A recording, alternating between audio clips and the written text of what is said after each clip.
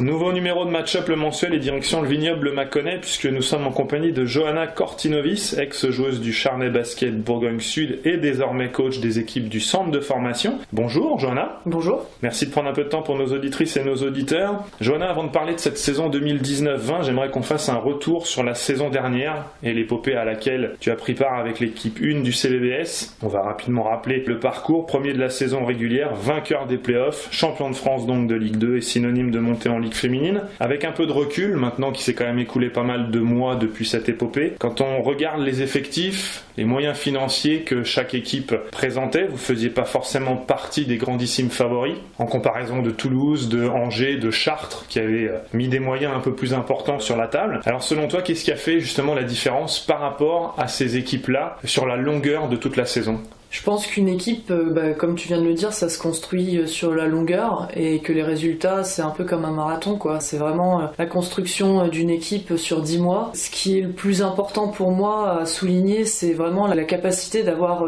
10 joueuses qui arrivent à ramer dans la même direction, celle du coach, bien évidemment. Je pense que c'était ça vraiment notre force, c'était cette capacité de se rallier autour du même projet et de mettre du coup les mêmes moyens individuels pour pouvoir avoir une performance collective. Durant la saison régulière, voire même durant les playoffs, est-ce que toi tu as noté un moment en particulier, je sais pas, un match charnière ou quelque chose où tu t'es dit là on a vraiment quelque chose à jouer dans ce championnat? Est-ce qu'il y a un match en particulier ou est-ce que c'est simplement à quelques secondes de la fin de la manche 3 où là tu t'es dit bah ça on l'a fait et finalement tu n'y as pas vraiment pensé sur toute la saison? Ah si, toute la saison on s'est dit qu'on avait les moyens de faire quelque chose. On n'était pas un groupe à avoir des certitudes, on était plutôt un groupe à se dire il faut travailler et c'est quand c'est la réalité, de toute façon la vérité c'est sur le terrain. Voilà, après les théories et tout ça, je laisse ça à d'autres moi. Mais il n'y a pas forcément une match charnière, pas vraiment. Je pense vraiment que c'était un état d'esprit sur toute la saison, de se dire bon bah c'est bien, on a gagné, qu'est-ce qu'on peut faire de mieux? Voilà, on était assez critiques. De toute façon Mathieu c'est sa manière aussi de travailler, toujours essayer de faire mieux. Les joueuses étaient autour de ce projet là aussi. Il n'y a pas eu de match charnière parce que même quand on a perdu des matchs, parce qu'on en a perdu quand même, on était capable de rebondir et de se dire bon bah qu'est-ce qu'il faut aller chercher pour améliorer la performance, qu'est-ce qu'il faut gommer pour justement éviter les pièges la semaine d'après. Je pense que c'était surtout une remise en question perpétuelle, puis du travail.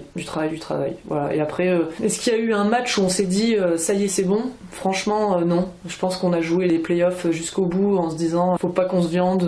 Toutes les équipes qu'on a jouées dans les playoffs, c'était vraiment des équipes qui méritaient tout à fait d'y être et qui avaient des cartes à jouer. Nous, notre objectif c'était justement d'enrayer et de mettre nos atouts à nous sur la table. Il n'y a pas eu de match charnière où on s'est dit ah la montée est acquise. Et à l'inverse, les défaites en manche 2 contre Rezé en quart de finale, la défaite aussi donc en manche 2 contre Toulouse, est-ce qu'elles vous ont mis un coup de bambou? Parce que celle de Rezé, elle n'était pas forcément attendue. Alors vous aviez la belle chez vous, évidemment, et puis la belle, vous l'avez gagnée avec quand même pas mal d'écart. Le match 2 à Toulouse qui a été quand même très compliqué, en plus t'as souffert d'une blessure sur la fin du match 1 et qui t'a quand même posé des problèmes sur le match 2. Est-ce que ces deux matchs-là vous ont mis un coup de bambou en vous disant, punaise, sur 40 minutes on peut tout foutre en l'air si on perd la belle chez nous? Bah oui, c'est sûr que c'est une réalité qu'on avait en tête. Après Toulouse, on se sentait pas en dominance face à elle, donc quand on a perdu chez elle, c'était quelque part un petit peu la vérité du terrain à ce moment-là. Après on passe vraiment à côté de notre match à Nantes et elles font un super match. Elles sortent le match qu'il faut sortir à ce moment-là et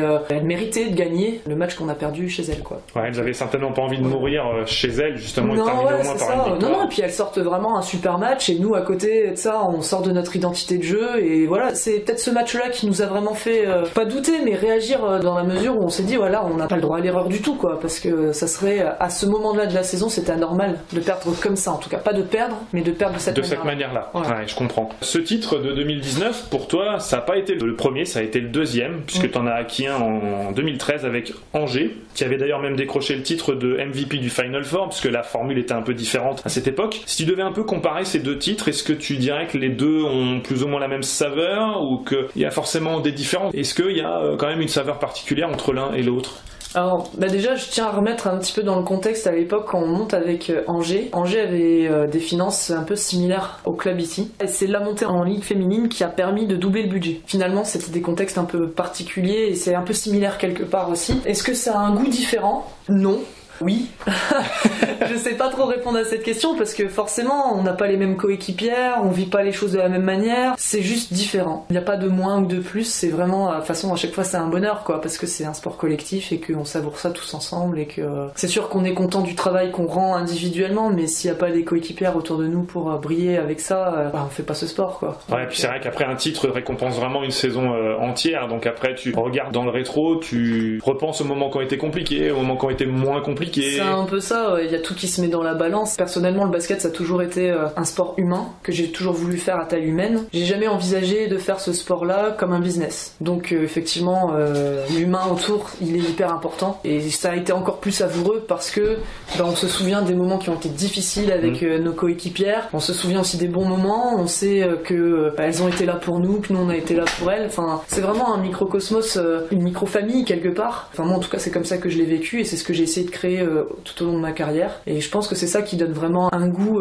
à la médaille, parce qu'en fait au final la médaille c'est juste un métal froid et c'est ce qu'il y a autour qui donne un peu la consistance. Donc on s'en souvient, cette saison 2018-19 fut donc ta dernière sur les parquets. Tu te consacres désormais exclusivement à l'entraînement et surtout au coaching des filles du centre de formation. Alors pour celles et ceux qui se demandent un peu en quoi consiste le principe d'un centre de formation, est-ce que tu peux nous en dire plus, notamment sur le fonctionnement, sur le nombre de personnes qui y travaillent, sur leurs fonctions respectives? Donc le centre de formation, en fait c'est la continuité des catégories, on va dire d'âge du collège, donc des jeunes filles qui sortent du collège et qui rentrent au lycée. Donc c'est des jeunes filles de 15 à 20 ans, voilà, qu'on encadre. Alors chez nous, à Charnay, c'est plus des filles de 15 à 18 ans, puisque c'est aussi un choix de formation où nous, on se focalise beaucoup sur cette catégorie d'âge-là. Donc c'est des filles qui sont au lycée, qui rentrent en internat. On encadre environ 10h30 à 11h par semaine sur le projet sportif. C'est 20 filles actuellement, et donc elles évoluent en U18 France et en National 2. Pour pouvoir intégrer le centre de formation de Charnay, est-ce qu'il y a des critères particuliers? Comment se passent les différentes détections? Est-ce qu'il y a des rendez-vous? On a vu très récemment que sur les réseaux sociaux, d'ailleurs, vous commenciez un petit peu à faire des appels pour la saison 2020-21. Donc, est-ce que tu peux nous en dire un petit peu plus sur ça?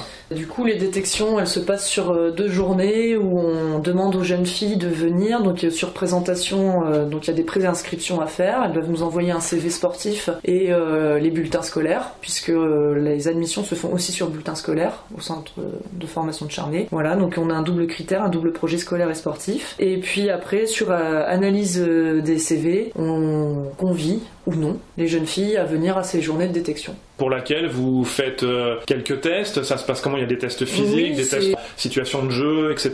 Ça se passe sur une journée, et effectivement, donc le matin c'est plus souvent privilégié sur des contenus individuels, voilà, des fondamentaux, des parcours, de la coordination, voir un petit peu comment la fille face à elle-même se débrouille, du tir, du 1 contre 1. Et puis l'après-midi, c'est plus du pré-collectif, donc comment la fille bouge avec des partenaires autour d'elle, et puis des situations particulières de basket. On peut supposer que toutes les filles qui rejoignent le centre de formation de Charnay sont pas toutes originaires du coin, cela va de soi. Donc se pose forcément le cas de l'hébergement et notamment des familles d'accueil. Est-ce que tu peux nous expliquer en quoi consiste le principe de famille d'accueil? Comment est-ce que ça se passe pour pouvoir trouver des familles d'accueil? Tout simplement, on a fait passer une annonce via le journal local. Nous avons nos réseaux sociaux aussi par lesquels on passe. Et puis la méthode la plus rapide et la plus simple, c'est de demander à nos bénévoles ou aux personnes qui fréquentent le club, les parents, des enfants qui sont licenciés au club. Et donc en fait, l'idée de la famille d'accueil, c'est vraiment de recréer un petit peu le cocon familial que les filles peuvent avoir chez elles. Ce choix-là, il est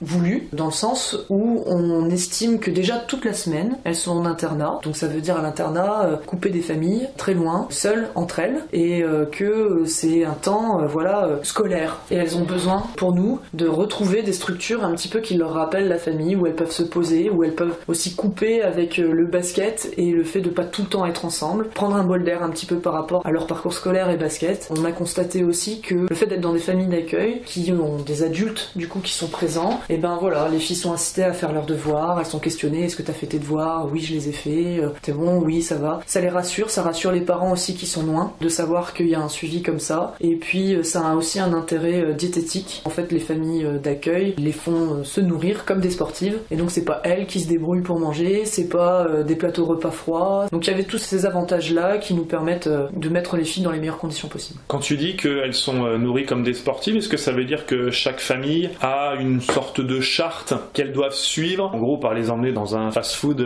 régulièrement? Comment ça se passe? Ou est-ce qu'on laisse un peu la confiance aux familles d'accueil? On laisse la confiance aux familles d'accueil, mais après elles sont toutes sensibilisées au monde sportif, c'est-à-dire que comme elles déjà, la plupart du temps c'est des gens qu'on connaît, elles savent très bien ce que ça nécessite d'être sportif de haut niveau, donc du coup les conditions sont quand même relativement respectées. Après on n'interdit aucune famille d'accueil d'aller manger dans les fast-food, au contraire des fois ça fait du bien aussi, ça permet de participer à la vie de famille, et ça c'est important aussi quoi. Les familles d'accueil sont pas les esclaves des joueuses, c'est les joueuses qui rentrent dans le mode de vie des familles d'accueil, ouais. Et on leur laisse quand même ce droit de faire ce qu'elles ont envie de faire. Sur les 20 qui composent le centre de formation cette saison, est-ce que tu peux nous dire combien de filles sont justement en famille d'accueil, donc ne sont pas forcément originaires de la région mâconnaise? Louise Constance, Agathe, MC, Adeline, Léonie, Mariam 7. On a 2 joueuses qui viennent de Paris. Après on a des filles qui viennent plutôt du Jura, qui tout de suite nécessitent 2h30 de route, donc à partir de ce moment-là on estime qu'effectivement les familles d'accueil ça devient obligatoire. L'année dernière on a une jeune fille qui a fini son cursus qui venait de Marseille. On a aussi une jeune fille là cette année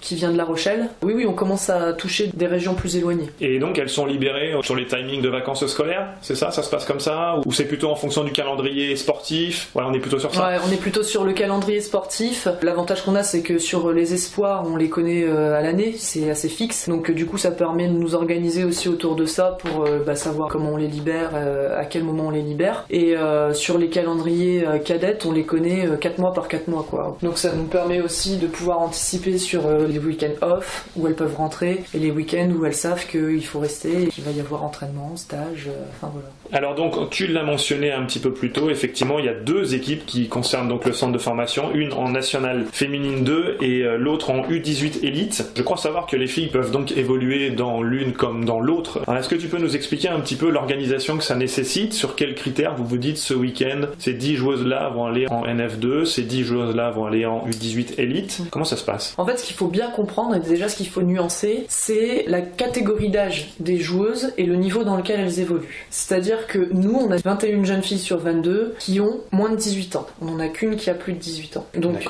les catégories d'âge de 15 à 18 ans sont appelées les catégories U18. Automatiquement, la catégorie plus de 18 est appelée U20. Et nous, donc nos jeunes filles, donc elles sont toutes au lycée pour la plupart, il n'y en a qu'une qui est en études supérieures. Et ces 21 jeunes filles sont divisées du coup en 2 équipes. Et ces équipes-là s'appellent U18 France, donc Cadette France, pour parler plus familier, et effectivement National 2. Pour nous, faire le critère, en fait, c'est surtout de permettre des passerelles pour adapter aussi leur progression, parce que voilà, on sait tous très bien qu'en fonction de la saison, déjà nous on a des performances à aller chercher, puisque par exemple en Cadette France on a l'obligation fédérale, puisqu'on est centre de formation, d'être dans la poule haute. Donc il faut gagner des matchs. Voilà, dès le début de saison, il faut gagner des matchs pour pouvoir se qualifier sur la deuxième partie de saison. Donc à partir de ce moment-là, forcément ça conditionne aussi les équipes, puisqu'on essaye d'aligner la meilleure équipe possible pour gagner des matchs. En National 2, on a entre guillemets ce luxe de pouvoir se dire que comme on est centre de formation, on peut perdre des matchs, c'est pas très grave dans la mesure où à la fin de l'année, on est quand même maintenu. Même si on est dernier, on est quand même maintenu. Donc c'est vrai que ça c'est un petit confort mental pour nous les coachs en tout cas, de se dire bon,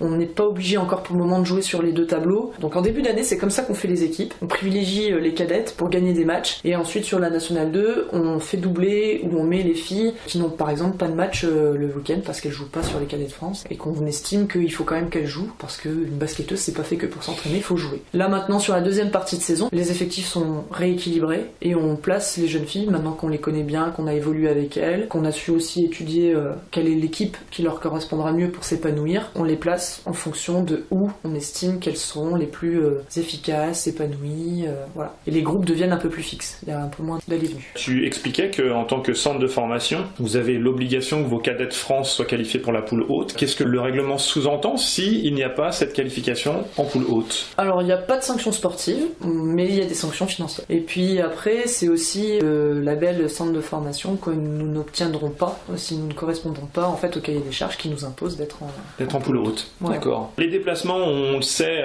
notamment en regardant un petit peu les différents matchs que vous avez, peuvent être particulièrement lointains. Vous êtes allé à Montpellier, que ce soit pour l'une ou pour l'autre des deux formations. Donc comment est-ce que se passe l'organisation de ces déplacements-là? Est-ce qu'il y a des chambres d'hôtel comme pour les professionnels? Est-ce que le déplacement se fait sur la journée? Est-ce que vous avez des minibus? Comment se passe un déplacement en Cadet de France et en NF2 en centre de formation? Tout ce qui est en dessous de 5 heures de trajet se fait en minibus et le départ se fait dans la journée. Tout ce qui est plus de 5 heures, on fonctionne comme avec l'équipe pro, c'est-à-dire qu'on a réservation d'hôtel et donc en fait on part du vendredi. On a l'accord avec le lycée. Les filles en fait à 12h30 on part le vendredi. Elles sont libérées plus tôt. Voilà, elles sont libérées plus tôt et puis après c'est hôtel, match, ça marche vraiment comme l'équipe pro. À quoi ressemble une semaine type te concernant, que ce soit entre les entraînements, l'analyse certainement de différentes performances, la réflexion sur le centre de formation de l'année prochaine et certainement d'autres choses encore qui se greffent? À quoi ressemble une journée type de Johanna Cortinovis? La particularité de ce travail, c'est que les matins, on a des heures qui commencent un peu plus tard que les autres. On a le luxe de pas commencer toujours à 6h du matin. Donc ça, c'est vrai que c'est un avantage, mais la journée, elle commence à peu près à 8h30, 9h. Et puis, avec mon collègue... 6h. Comme aujourd'hui, à 6h. Mais ça, c'est parce que je suis toqué. Ah bah écoute, ça c'est que je suis toqué et que quand je trouve pas de solution à mes problématiques, je suis obligé de me creuser la tête et je peux pas dormir. Donc, d'accord. Le cerveau est en ébullition. Ouais, mais mon collègue, il est pareil, hein. Il se moque de moi, mais il fait tout pareil. Donc, peut-être que lui était même levé à 5h30 d'ailleurs ce matin. Lui, il fait de la boxe pour sa vidéo. Voilà, donc c'est que la particularité, c'est qu'on commence peut-être un peu plus tard les journées par rapport à ceux qui commencent à 8h, mais voilà, 8h30, 9h c'est le début, la mise en route on va dire. Après il y a un temps de bureau avec mon collègue où on est souvent en débrief de la journée, de la veille aussi, de la préparation, donc on a des thématiques, des matinées thématiques sur l'administratif, le logistique, parce qu'en fait sur le centre de formation nous sommes 2 techniciens à travailler, donc il faut qu'on se partage aussi les tâches logistiques, administratives, sportives, réglementaires. En fonction de ces tâches-là, le matin, c'est des temps de bureau, on va dire. Et après, à partir de midi, on entraîne les filles. Et après, on a de nouveau des temps, on va dire, sportifs, qui se divisent en fait dans la semaine. On n'a pas forcément des journées types, ça dépend vraiment des jours. Et puis, le soir, de nouveau entraînement. Et les entraînements donc se font sur le temps de midi, ça veut dire que pour toutes les filles qui sont scolarisées, elles font leur matinée de cours, elles arrivent ici pour faire leur entraînement de la mi-journée, elles retournent en cours l'après-midi et elles reviennent ensuite pour l'entraînement le soir. C'est ça. Donc elles aussi ont des journées particulièrement bien remplies. C'est ça, elles ont 5 entraînements le soir, donc tous les soirs de la semaine elles s'entraînent. Et elles s'entraînent 2 fois les midis, donc le mardi et le vendredi, et après le mercredi en début d'après-midi elles s'entraînent aussi sur l'entraînement individuel. Et en dehors donc de la facilité pour pouvoir les libérer donc à midi ou midi et demi le vendredi, est-ce qu'il y a d'autres facilités qui sont accordées? Alors déjà on a un vrai partenariat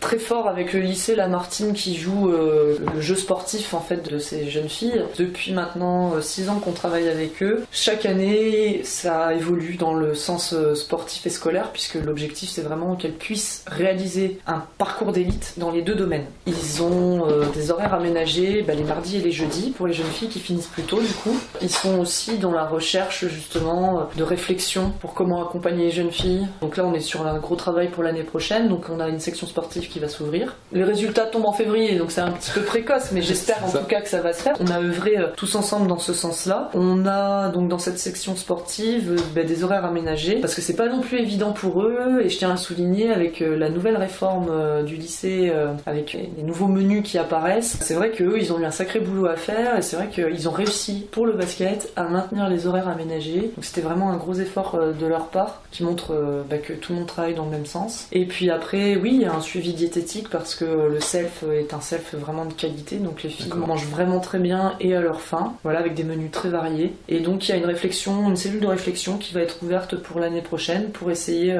de continuer à dégager des créneaux pour que les jeunes filles puissent avoir plus de volume d'entraînement. Par exemple, les gros centres de formation comme Bourges, Montpellier sont des centres de formation qui s'entraînent à hauteur de 16 à 17 heures par semaine, et que nous actuellement nous sommes à 10h30, 11h par semaine. Donc ça vous donne le delta, plus 5 heures à chaque fin de semaine, vous multipliez par le nombre de semaines et vous avez forcément la différence de niveau aussi qui va derrière. Surtout à 16, 17, 18 ans où tous les fondamentaux se perfectionnent, la préparation physique, la préparation aussi, mentale.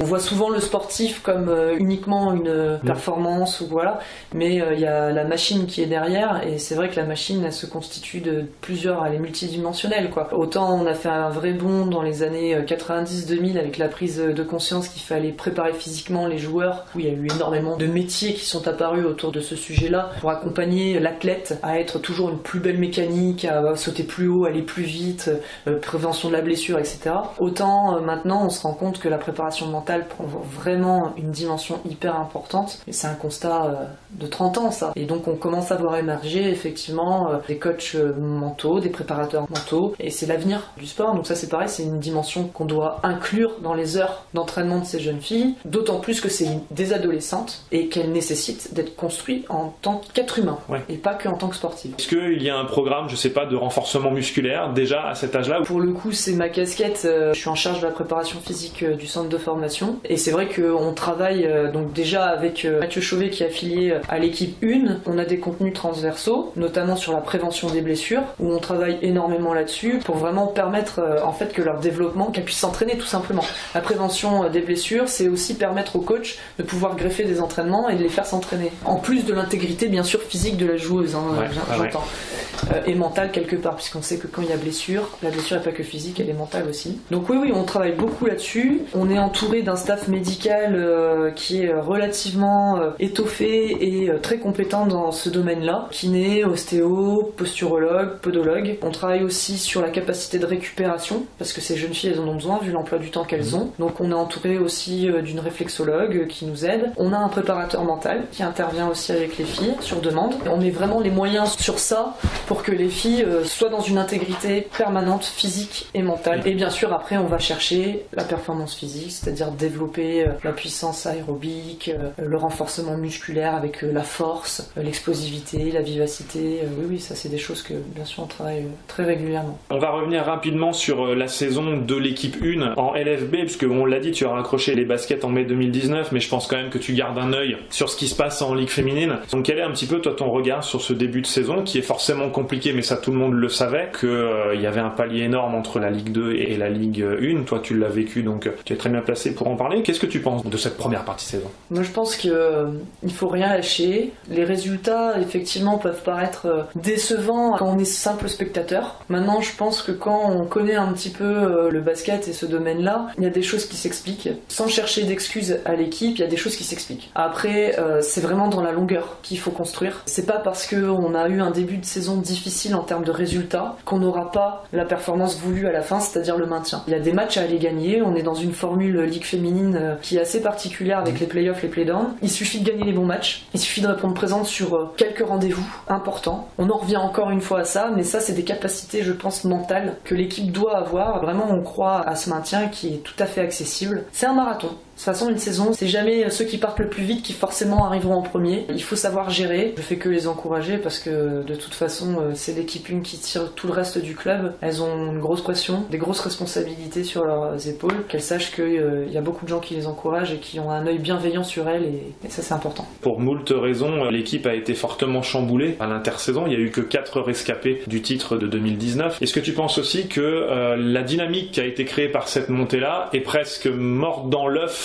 dans la mesure où l'équipe a été fortement chamboulée et que ça a pu peut-être un petit peu casser cette dynamique-là? C'est sûr que renouveler un groupe comme il est renouvelé, effectivement, ça casse une dynamique. Moi, je suis pas trop du genre à me poser ce genre de questions. C'est comme ça, il y avait une dynamique l'année dernière, c'est le passé, il faut construire. Maintenant, ce qui est important, c'est pas de regarder la dynamique de l'année dernière, c'est plutôt de se dire, l'année dernière, cette dynamique-là nous a fait gagner un titre, nous a fait monter. Comment on reconstruit derrière une dynamique qui va forcément être différente, puisqu'on a des nouvelles personnes qui la constituent. Moi, je trouve pas ça hyper sain de comparer, en fait, tout le temps les saisons avec les unes avec les autres, puisque c'est des personnes différentes à chaque fois. De dire que la dynamique est morte dans l'œuf, oui, c'est un constat. Enfin, c'est quelque chose de naturel. Tous les ans, la dynamique finalement meurt un peu dans l'œuf. Après, le remaniement, il est important. Les filles, c'est sûr qu'elles apprennent à se découvrir, et d'autant plus qu'il y a des étrangères dans l'équipe. Donc il y a la barrière de la langue aussi, des fois, qui peut faire que les cultures ne sont pas les mêmes et qu'il faut du temps pour que tout ça, ça reprenne, la mayonnaise reprenne. Mais ça n'empêche que quand on regarde dans la même direction, c'est déjà un bon point. Donc moi, je vois pas de raison pour laquelle